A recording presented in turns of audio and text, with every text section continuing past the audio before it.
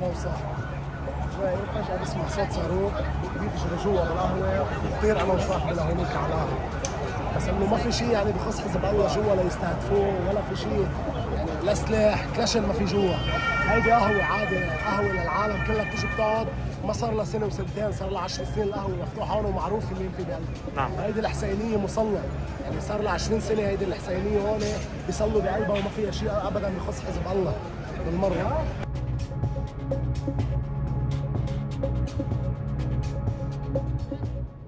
مكان في كافيه للشباب، وفي سوبر ماركت، وفي محل صالون حلاقه، وبيقدموا وجبات للطعام للناس دي. لا اكثر من هيك ما في شيء هون.